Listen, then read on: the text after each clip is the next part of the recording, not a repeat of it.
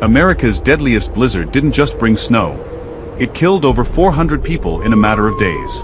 It was the Great Blizzard of 1888. Without warning, hurricane-force winds buried cities under snow drifts up to 50 feet high. Trains froze in place, homes were trapped, and people disappeared just steps from safety. New York, Boston, and much of the Northeast came to a complete standstill. The disaster was so devastating that it changed America forever, leading to underground power lines and major improvements in weather forecasting. One storm, hundreds of lives lost, and a nation forced to adapt. In 1893, thousands of tourists checked into a brand new Chicago hotel, but dozens never checked out. Meet Dr. H. H. Holmes, the charming genius who built what the press called the Murder Castle. This wasn't just a hotel, it was a trap. He hired dozens of contractors and fired them midway so no one understood the full blueprint. It had 51 doors opening into solid brick walls, stairways leading nowhere, and gas lines wired directly into soundproof bedrooms. Once a guest was suffocated, Holmes dropped their body down a secret chute straight into a basement laboratory. There, he stripped their flesh and sold their skeletons to medical schools for pure profit. He confessed to 27 murders, but historians believe the actual count could be over 200.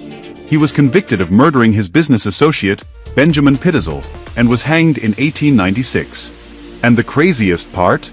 People still argue whether he was a mastermind or just the ultimate con artist. Drop your take below because he's often called one, but the truth is far more complicated. History's most notorious killers don't always tell the truth about their own crimes. America's shortest war lasted just 30 minutes, and the enemy didn't even know they were at war. In 1898, U.S. warships sailed into Guam during the Spanish-American War. They fired their cannons toward the harbor.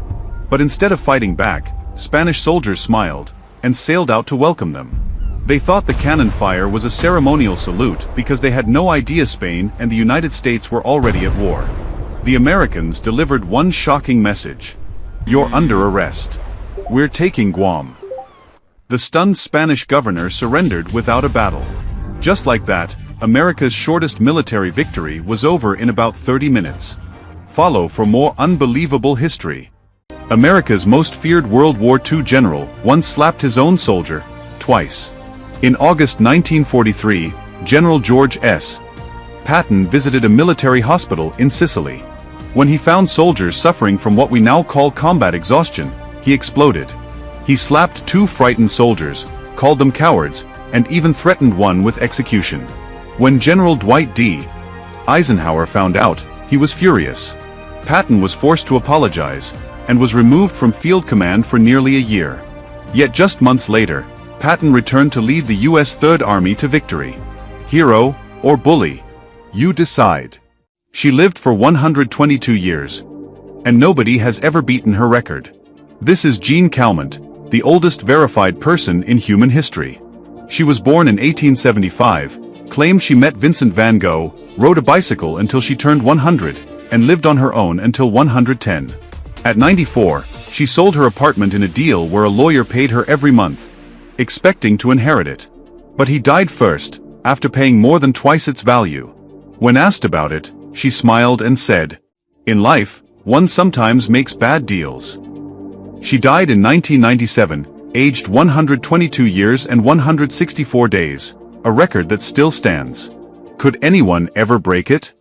One night, 342 chests of tea disappeared into Boston Harbor, and it changed history forever. On December 16, 1773, furious American colonists protested Britain's Tea Act, which taxed them without giving them a voice in Parliament. Their message? No taxation without representation. That night, members of the Sons of Liberty, disguised to hide their identities, boarded 3 British ships and dumped over 92,000 pounds of tea into the harbor. Britain struck back with harsh punishments, but instead of crushing the rebellion, it united the colonies. Just 2 years later, the American Revolution began. Would you have joined the Boston Tea Party?